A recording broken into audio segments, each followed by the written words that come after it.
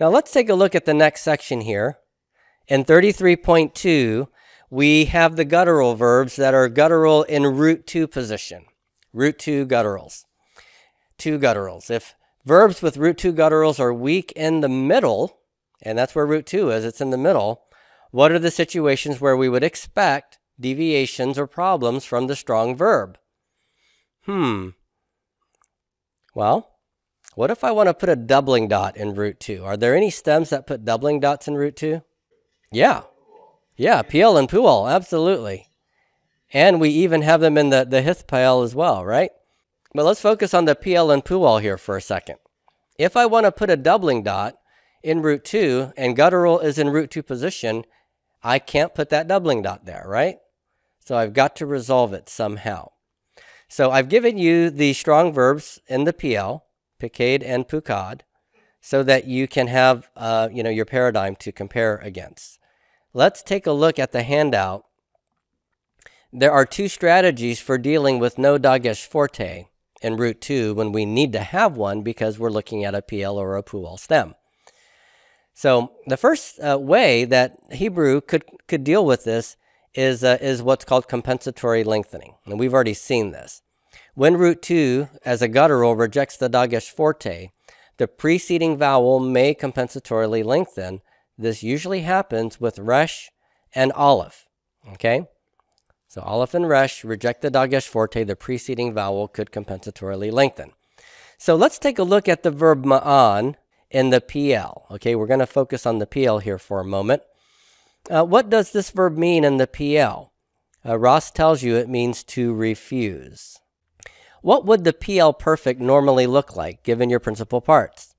Well, it would normally be Keurig under the mem and a doubling dot in root 2 with a sere here, right?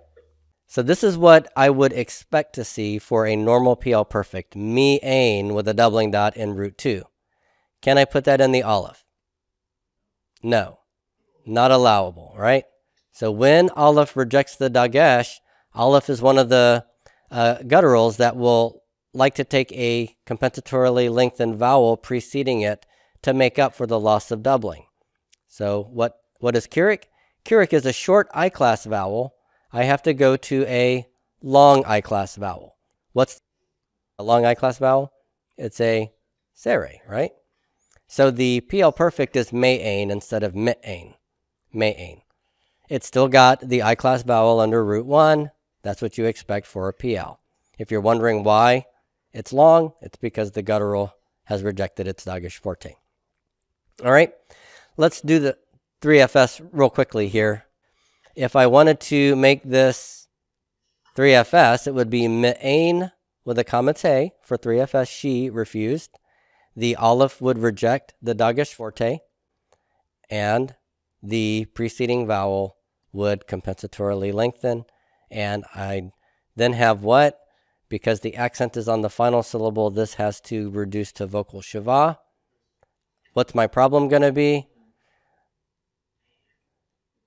It's a guttural, so I can't put a normal vocal shiva here. I have to put a compound shiva. So I will get me-ana, me-ana. And guess what? I could see a meth egg here as well, right? Because that's a compound shiva, and meth eggs frequently accompany vowels before them. I'm not going to put it there, but just so that you know. You put a compound with a potic because the guttural prefers A-class? Yes, right. The reason it goes to an A-class compound shiva is because gutturals do prefer that. Exactly. Okay, so was there a question over here on the perfect 3MS? I just want to know what chapter was that, Dr. Marshall, that we find the vowel table on? Because I'm still, I don't remember, what class and what's long. What chapter was that? That was chapter 9. Chapter 9 has the historical vowel chart. I gave you a handout about this as well. Let me pull that up for you real quick. So this is that historical vowel chart, right? The vowels are understood to fit within the framework of 3 classes, A, I, and U class. And so the chart follows that arrangement. Look at what I told you here. Study this chart Memorize it. Know it well. That's really three ways of saying the same thing, isn't it? In Hebrew, vowel changes abound. You will understand the nature of the vowel changes if you understand how the different vowels relate to one another in terms of vowel class, quality, and vowel length, quantity. So let's just review this real quickly, okay? My A-class vowels. The comma te, of course, is easily expected for an A-class historically long vowel. Sere, Yod, and Holam Vav, you might be puzzled as to why those are in the A-class chart. The reason is because they frequently come from diphthongs. The AW diphthong becomes O, and the AY diphthong becomes A. All right? So they come from originally A vowels that were diphthongs and become unstressed. Tone long, kamet, be and ba, tone short. And I'll just tell you that the segol here, I really should put this in parentheses. The pathak is really the short A-class vowel, but there are some places where a segol shows up instead of a pathak. And then your compound shava. Your I-class, kirik yod, sere, are long, kirik segol, and then the katef. And then your U-class, shurik, holam is the long, tone long U-class, kibbutz, kametz katuf, and then the katef compound shava. All right. So remember, From the first verse, the E and the O, we should erase that. Never use that again. That was like when we were learning to walk. right, exactly. That's why I refer to that as the simplified vowel chart. It's simplified because we're easing you into how to pronounce the vowels, thinking in terms of our English A, E, I, O, U. But when we got to chapter 9, you went from, crawling to walking, but now we're running. All right. And keep in mind that these vowels are going to be sliding up and down within their own vowel class. So if I have a short I and I need a long I, I'm going to stay within the I class. I'm going to go from kirik to sere. Okay. If I had a kibbutz and I need to compensatorily lengthen it, so what's it going to become? It's going to become a holam. Okay. And that sounds counterintuitive, because you don't associate oo sounds and o sounds as being the same sound. But in Hebrew, the oo and the o are both U class. So oo becomes o when I have to lengthen it. This is an o. You can see the kametz katuf becoming a holam, right? But this one's a bit harder because we're not used to thinking that way. Compensatory lengthening always happens going up on long. Right, yeah, because we're going from short to long, so we go up. If we had to go from long to short, let's say we had a long vowel, but then it shows up in a cuss syllable. Closed, unaccented syllables require a short vowel. Then my long vowel would have to go down a step to become short. Well, what's it going to choose? It's going to choose one of the short versions of its vowel class. All right? And you would never have a compound and then need to go compensatory lengthen up and just move up one bracket. You always go to tone long. Pretty much. Now, you could have vowels that go all the way down to a shava or down to a compound shava when they were open. If something becomes open and proprotonic, it has to go to a vocal shava, right? So you could see it dropping down. Now, the only reason it would go from, say, a sere to a compound shava like this is if it's a guttural that needs to go down to a vocal shava. If it's a normal consonant, not a guttural, that needs to go to a vocal shava, then it'll just get the vocal shava. Okay? Historically long vowels never do anything. That's right. These stay put. They don't reduce. That's right. All right. Good. Let's go back now to the chapter 23 material. Now, the 2ms PL perfect of me'ain, to refuse, to say you refused, would be what? Kirik and doubling dot, silent shava under root 3, me'anta. The PL perfect of pakad would be pe pikadta. Okay? You remember, when I start adding the consonantal endings for the PL and the HIFIL, my I class becomes an A class vowel. Pikadta, pikadta. So me'anta. But again, the aleph has to reject the dagesh forte. And what happens to the Keurig to compensate? It lengthens to a sere. So me'anta, me'anta. You refused. All right? So that's what's happening there. Look at the imperfect for a moment. What does the imperfect PL look like for its typical vowel pointing? The yod gets a vocal shava. The root 1 gets a pathak. Root 2 gets a doubling dot. And a sere. So it would have been yema'ain, like yefaked. The aleph will do what? It will reject the dagesh forte. What will the preceding short pathak a vowel do? It will compensatorily lengthen to what? Kametz, that's right. So I get yema'ain. He will refuse. Yema'ain. So she will refuse. I just switch out the yod for a tav, but everything else stays the same, except aleph rejects the dagesh, and I compensatorily lengthen the pathak before. All right? Okay, so let's look at the second strategy. So the first strategy, when we have a root 2 needing a dagesh forte and it's rejected, is compensatory lengthening. That happens with resh and aleph. So what are the other 3 gutturals? Well, ayin, chet, and hey, right? Those are going to do the other strategy, which is what's called implied or virtual doubling. When does that happen? So when we have root 2 guttural needing to be doubled with the dagesh forte, my guttural could reject the dagesh forte, but the preceding vowel would remain short, and the root 2 guttural is treated as if it were doubled. Okay? It doesn't have a doubling dot, but it's treated as if it did. You can't put a doubling dot in a guttural, right? They don't take no dagesh forte from anyone, but we're going to treat it like it's doubled. That's why this is called virtual doubling or implied doubling. And this happens with the remaining 3, ayin, chet, and hey. So the verb ba'ar means to burn or to consume, like the fire consumed them. What would the PL, again, we're dealing with the PL stem here. What would the PL perfect look like under normal circumstances? I'd have bet, which is going to have a dagesh lene in it. So we'll put our dagesh lene here. And then I get a Keurig, and then a doubling dot in the ayin, and a sere. Now, what can't stay here? Root 2's an ayin.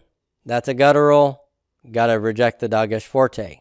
But ayin doesn't do compensatory lengthening. It does virtual doubling. That means that the Keurig stays where it is. It does not lengthen. And the ayin is treated as if it were doubled. So it's bi'er. Bi'er. He burned. He consumed. All right? What would the third feminine singular form look like? If it were a strong verb, it would be bi'ra. Dagesh forte in root 2, silent or vocal shava under the ayin. Just like pikade becomes pikada. Pikada. Now, again, I've got a problem with the ayin. It's a guttural, so it has to do what? It's got to reject the dagesh forte, but it doesn't do compensatory lengthening. It stays virtually doubled, and the Keurig stays short. What's the other problem here? That's supposed to be a vocal shava, but ayin's a guttural. What do gutturals take instead of vocal shava? They take a compound shava. That's right. So I got to go with a compound shava, and it likes an A-class one, doesn't it? So it's bi'ara. Bi'ara. Now, if you receive this as a parsing question, bi'ara, and we're asked to parse it, would it be possible to parse this? Well, the answer is yes. You have 3 root letters, you have a kametz hey, and you have a Keurig under root 1. That's characteristic of the PL perfect, and the PL perfect with a Keurig under root 1 should have a doubling dot, but you can account for why it's not there. You look and say, oh, that's a guttural. That's a guttural. Can't take one. But I have the vowel that I need for a PL perfect, the Keurig, the I class, and if it's a perfect, the commentator tells me it's 3FS. You see? And then for the 2MS form, what do you think it would look like? It would be be, ar, ta, with no dagesh forte in the ayin because it gets rejected, but the Keurig stays short and the ayin is treated as virtually doubled. Be'arta. Be'arta, and I'd have my accent there. Now, for the PL imperfect, if I take the same verb ba'ar, what would I be looking for? Normally, a vocal shava, pathak under root 1, doubling dot in root 2, sere under 2. Yva'er like yafaked. What has to change? The ayin has to take the dagesh forte away. Do I do anything to the preceding vowel when ayin rejects the dagesh? It stays short, right? It's already short, and it just stays short, and the ayin is treated as doubled, okay? We don't compensatorily lengthen. So yva'er, he will consume or burn. Third feminine singular, teva'er, that would look like this, except I can't put a dagesh forte here. Teva'er. And you woman will burn is teva'er with a Keurig yod. Teva'er with a Keurig yod under the resh. That means this has to reduce to what? Under the ayin. It reduces to a vocal shava. Can I put a normal old vocal shava under a guttural? Nope. So I get a compound shava. Teva'ari. Teva'ari. And no dagesh forte, no compensatorily lengthening with ayin. Okay, so those are just some sample forms here. Now, take a look at the pu'al of barach, okay? The PL of barach means to bless. So PL, to bless. So the pu'al means to be blessed. What would that look like? Well, if you remember your pu'al principal parts of pakad, what are you supposed to see in the pu'al perfect? You're supposed to see a U-class vowel, a doubling dot in root 2, and a A-class vowel under it. The final kaf gets a silent shava. So the pu'al perfect of barach would be burach. Just like in the strong verb, it would be pukad. Pukad. Pukad burach. Now what's the problem here? Can resh take a dagesh forte? No, it cannot. So resh is going to reject the dagesh forte. What kind of strategy does the resh rejecting a dagesh go to? Compensatory lengthening or virtual doubling? Look at your paragraphs right above this. That's right. Aleph and resh do compensatory lengthening when they reject the dagesh. So, what vowel class is kibbutz? That's a U-class vowel. It's a short U-class. It's got to go long U-class. What is the long U-class vowel? It is holum. That's right. Again, that doesn't sound right to us because we don't associate O's and U's as being the same vowel. But in Hebrew, this is the same vowel class. They're both U-class. So borach is he was blessed. He was blessed. She was blessed. This would have been bu-racha. Bu-racha. Resh rejects its dagesh. And it causes compensatory lengthening. Kibbutz becomes what? To become a long U? Holum. Bo-racha. She was blessed. And finally, you were blessed, masculine singular, would be bo-rachta instead of bu-rachta. Bo-rachta. But again, in all these, I have a U-class vowel here, and that means I'm looking at a pu'al. Now for the pu'al imperfect, what would it have looked like if it were a strong verb? Ye-vu-rach. All right? For the 3FS, excuse me, the 3MS, ye-vu-rach becomes You what? I'm going to reject the Dagesh forte in the rush. The kibbutz becomes compensatorily long Holam. Yevorach. He will be blessed. Yevorach. She will be blessed. You now know the pattern. Tevorach. Tevorach. No Dagesh forte in the resh. U class vowel here still. That's pual. And then for 2fs, we add a Kirik Yod. Tevorachi. Because the Kirik Yod is a vowel, the kaf takes the vowel. It leaves this open and pre-tonic. I got to reduce it to a vocal shava. And resh, even though it's a guttural, it'll take a vocal shava. Okay? So we're good. Tevorachi. That's you, woman, will be blessed. All right? So that's the way these will look with problems in root 2 because we've got a guttural in root 2 position. No, because the shavaz vocal here, right? So vocal shavaz will blow out the Dagesh Leni. Yep. All right.